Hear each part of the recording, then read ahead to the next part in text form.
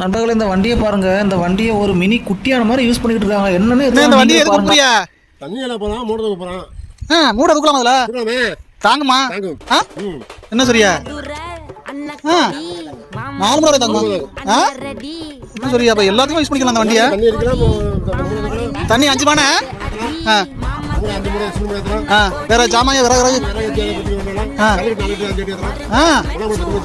முலாம் 10 முறை ஏற்றலாமா அதுல? வந்து முலாம் கூட 10 முறை ஏற்றலாமா? மூட 5 முறை ஏற்றலாமா அதுல? பாருங்க சின்ன முறை.